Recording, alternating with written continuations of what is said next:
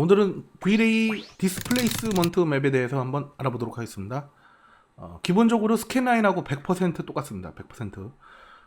스캔라인 렌더러에 있는 스탠다드 재질하고 똑같아요. 완전히 똑같고요. 박스 하나 다시 새로 만들어 보자. 그리고 근데 한 가지 좀 챙겨야 될 주의점이 있는데 그것만 아시면은 나머지는 똑같기 때문에 여러분들 이해하시는 데는 뭐 크게 어려움이 없을 거라고 생각합니다. 먼저 바닥부터 한번 적용을 해보겠습니다. 이거 저번 시간에 강의 진행하던 파일이에요. 여기 있죠. V-Ray 매터리얼을 전 여기서 뽑는 게 더 적응이 잘 안 되더라고요. 적응이 잘 안 됩니다. 디퓨저 맵을 연결해야죠.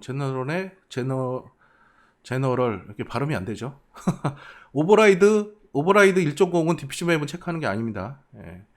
시프트에서 뽑고요. 그러면 시프트에서 뽑으면 바로 마지막에 적용했던 텍스처 폴더에 세팅이 되기 때문에 여기서 모아놓은 텍스처 선택하기가 쉬워요. 그래서 제가 시프트에서 하는 거예요. 그로스나 러프니스는 오버라이드 1.0을 체크해야 됩니다. 기본적으로. 얘는 어디 들어가죠? 이렇게 좀 헷갈리네요. 이렇게 여기 들어가고요. 그 다음에 시프트에서 뽑고요. 얘는 노말입니다. 노말도 반드시 오버라이드 1.0이 체크돼야 됩니다. 이렇게 색깔이 약간 이렇게 좀 보라색기가 돌아야 돼요. 노말 맵 불러올 때는. 얘는 바로 연결하면 안 되고요. 맵에 V-Ray 노말 맵에 노말 범프 쪽에 들어가야 됩니다. 이거는 다시 RTT 쪽에서 다시 상세하게 다루도록 하겠습니다. 디스플레이스 맵하고 범프 맵은 이 범프 맵은요 기본적으로 트릭입니다. 트릭. 빛을 반사시키는 개념이에요. 이렇게 평평한데 제가 설명드렸죠. 평평한데 입체를 보이게 하는 트릭입니다. 어디까지 되는 트릭이고요. 이 디스플레이스 맵은 트릭이 아니에요. 얘는 실제로 모델링을 하는 거예요. 언제? 이 뷰포트 화면상에서 모델링을 한 게 아니고 렌더링 할 때 실제적으로 오브젝트를 변형시켜 버립니다. 얘는 렌더링 할 때만. 그래서 변형해요. 그러니까 두 개가 좀 차이가 있어요. 그래서 차이점을 정확하게 알고 가시기 바라고요. 디스플레이스 맵은 오버라이드 체크 안 하고 불러옵니다.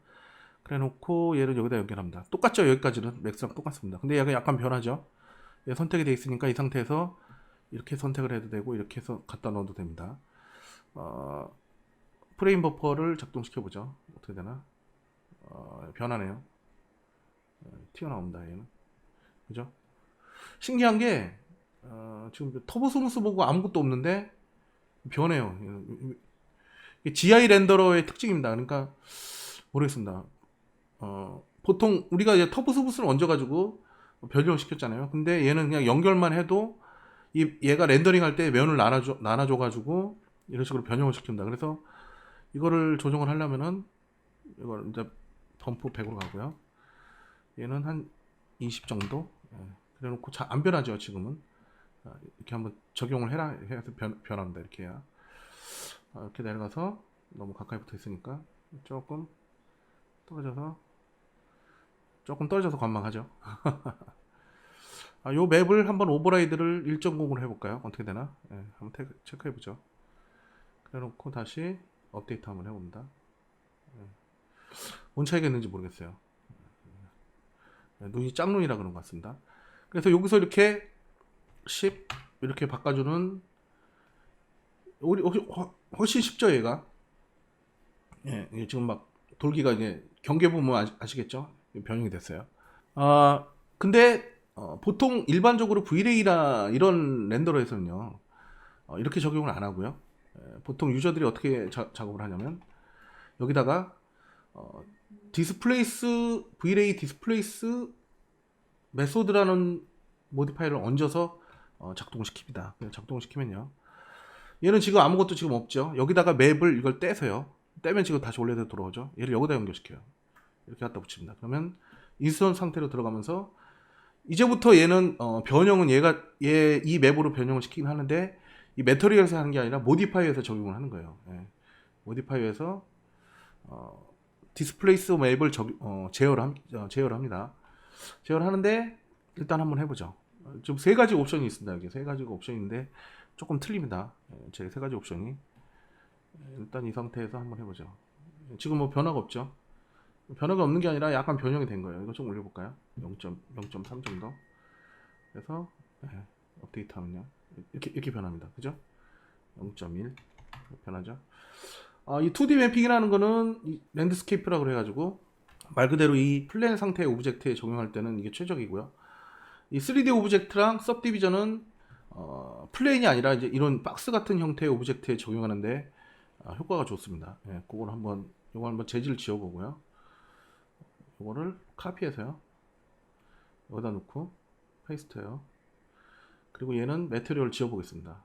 매트리얼 지우는 거는 UBW 리무브 하면 매트리얼 지워집니다. 딱 지금 보세요. 재질은 안 좋지만 디스플레이스번 모디파이어가 들어가면서 카피로 들어가면서 바로 변형이 시작됐어요. 얘는 또 그 UBW 맵을 적용해서요. 이걸 밑으로 내서요. 예. 얘도 먹습니다. 플랜으로 될 거냐, 실린더 형태로 될 거냐, 구 형태로 될 거냐, 예. 박스 형태로 갈 거냐. 박스 형태도 뭐 크기를 조금 늘려줄 수도 있죠. 1, 1, 1 하면 좀 커집니다. 이렇게. 그리고 10, 10, 10 이렇게 하는 방법도 있고요. 예. 그러면 조금 이렇게 바뀌죠. 예. 일단 딜리트 해주고요.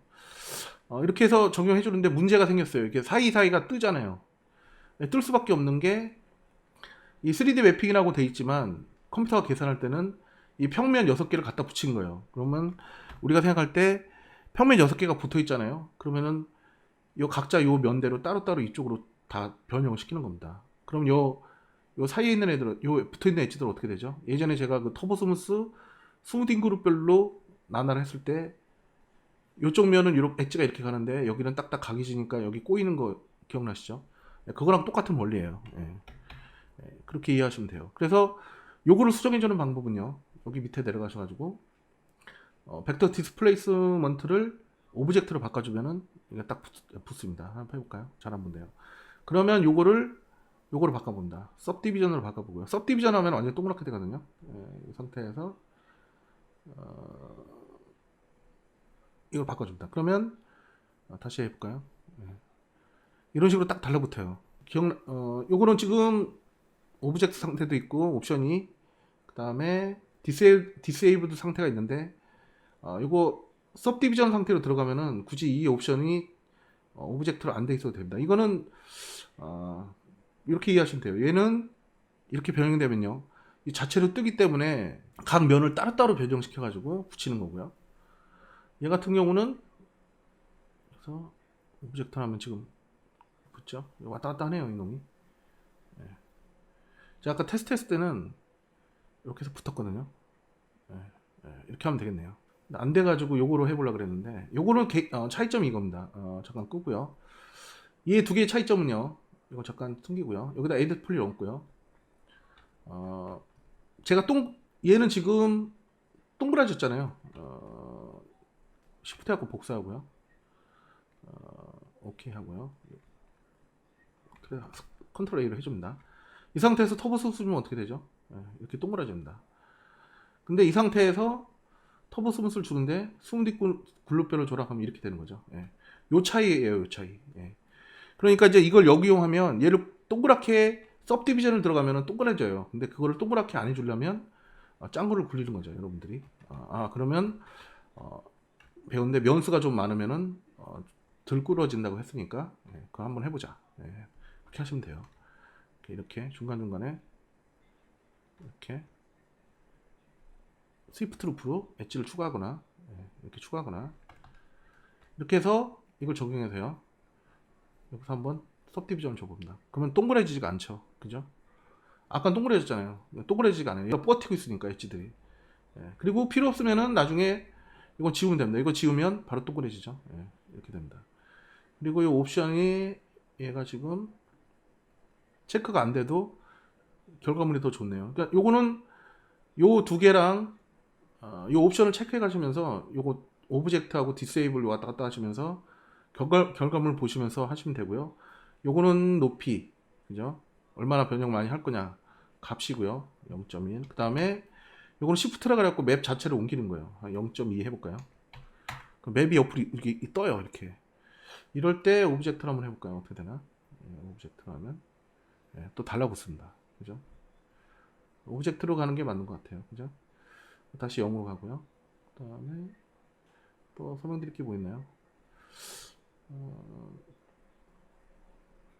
오브젝트로 가고 맵을 마저 다 줘보겠습니다. 이 맵을 지금 선택이 되어 있죠? 이거 줍니다. 그럼 그럼 이렇게 딱 들어가죠. 예. 이렇게 들어갑니다. 이제 완벽하게 적용이 됐고요. 이거를 뭐 이 상태에서 UBW를 얹어가지고 저번 시간에 배운 거 있죠. 박스 이용해서 크기를 좀 키워도 되고요. 10, 10, 10 예, 커집니다. 근데 약간 좀 이게 경계가 남죠. 예. 이럴 때는 다시 밑에 내려가셔가지고 서브디비전을 들어가세요.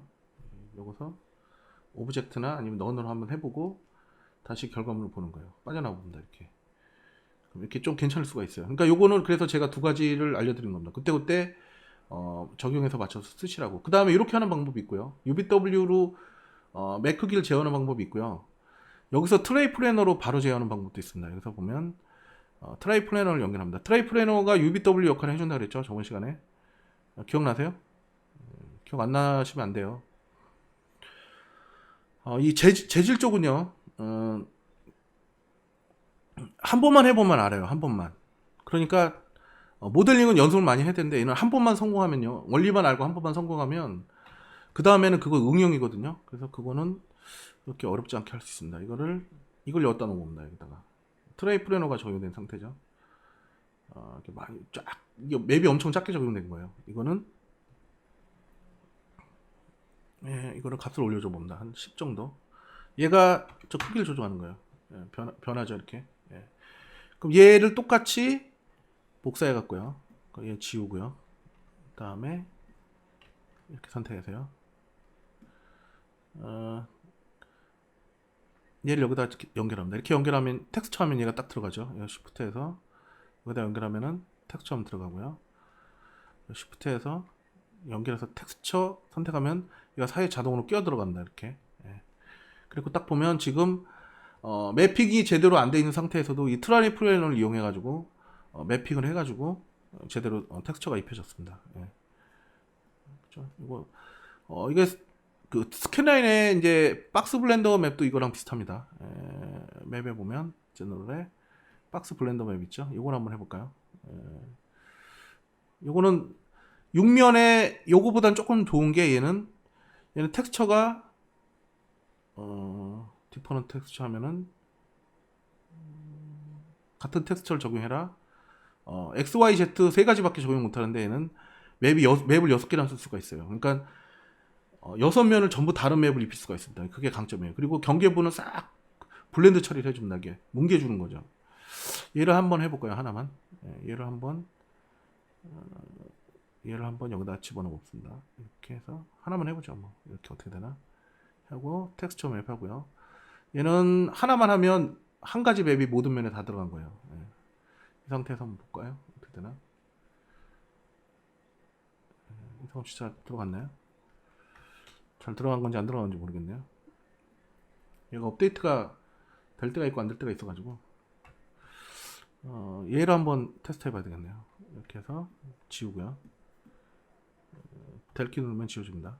잘 안 될 때는 나갔다가 다시 들어와서 델키 누르면은 이게 재밌는 게 프레임 버퍼가 있잖아요. 그러면은 이게 매터리얼 슬롯하고 슬레이트랑 잘 궁합이 안 맞는 것 같아요. 안 지워지죠? 왜 안 지워지는지 모르겠네요. 다시 해보죠. 그래서 여기다 연결하고요. 얘를 여기다 적읍니다. 어떻게 되나?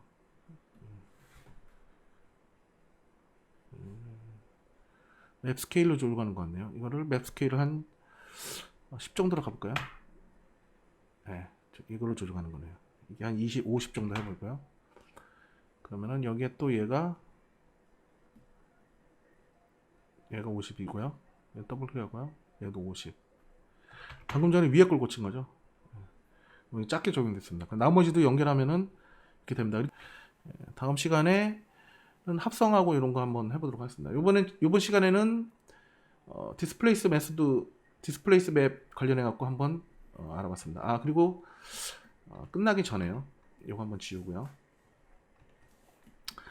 지금 렌더링 할 때만 변형시켰죠. 근데 실제 변형시키는 모디파이어가 있습니다. 그거 제가 전에 한번 설명 안 했었죠.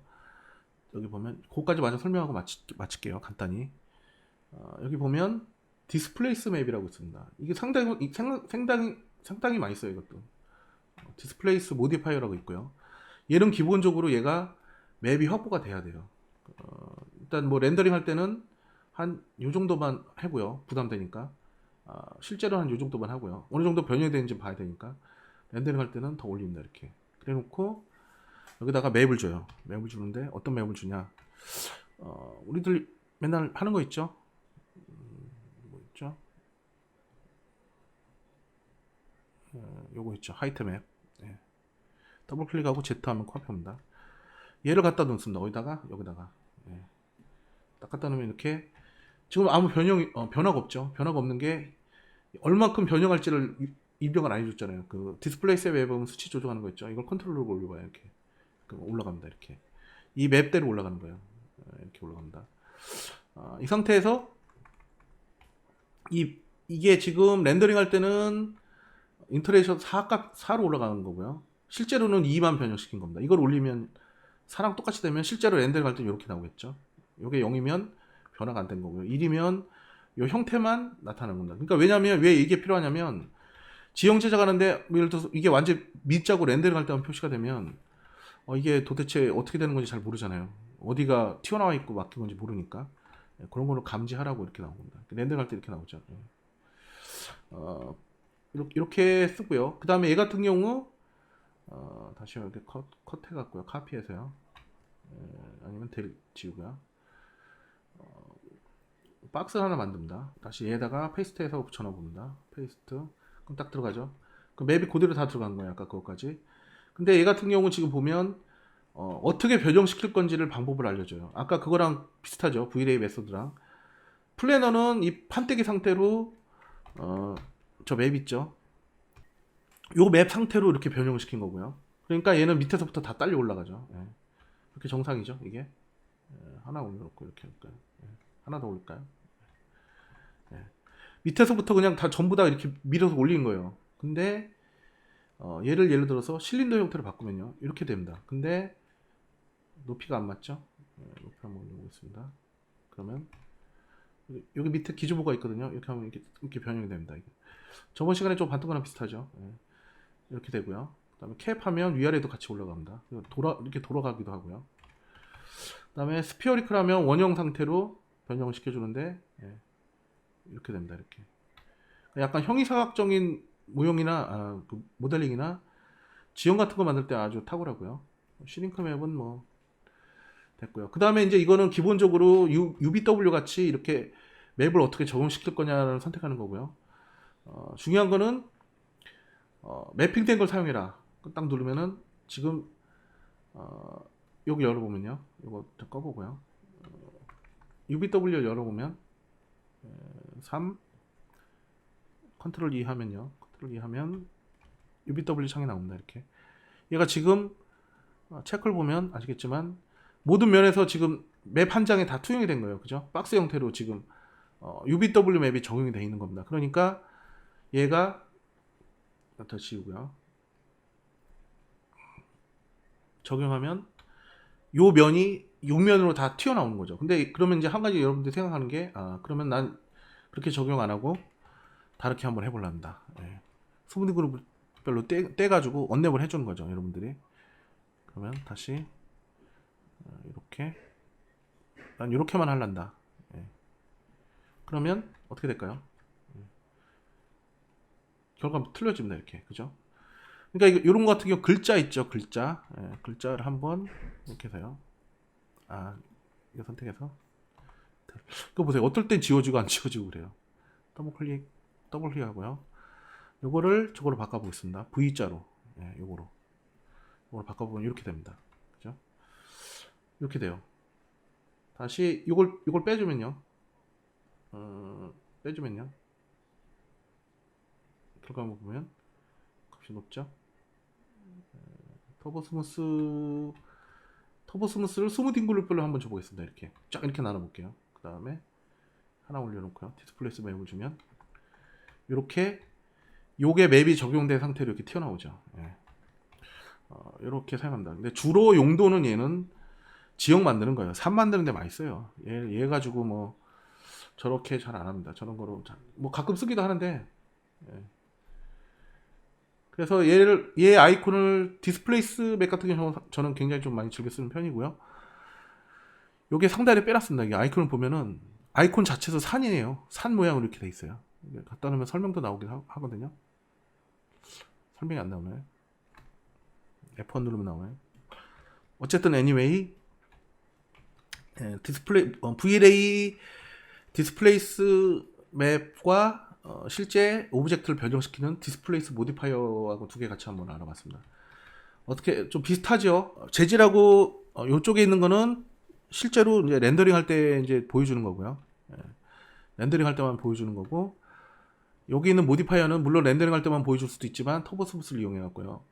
실제 오브젝트를 변형하는 거다. 예, 그리고 매트 앤 섀도우 있죠? 예, 매트 앤 섀도우는 VLA에서 그림자 비치는 거 있죠? 사진하고 합성할 때. 예, 그거 하는 방법은 매테리얼이에요. VLA 래퍼라는 매테리얼이 있습니다. 멀티 래퍼요. 여기에다가 매트 앤 섀도우를 집어넣어요. 매트 앤 섀도우를 집어넣어서, 그죠? 그러면 얘를 바닥에 넣습니다. 그래 놓고 렌더링을 하면요. 예, 이런 식으로. 근데 이제 처음에 체크해 보면 아무것도 안 돼 있죠? 매트 서피스 체크하고요. 그림자 줘라, 알파 영향을 받아라, 이런 식으로 옵션을 눌러줍니다. 그러면은 이제 그림자 이렇게 져요. 예. 사진하고 합성할 때 이렇게 합성하시면 됩니다. 이렇게 그림자가 지죠. 예. 요거까지 다 넣어봤습니다.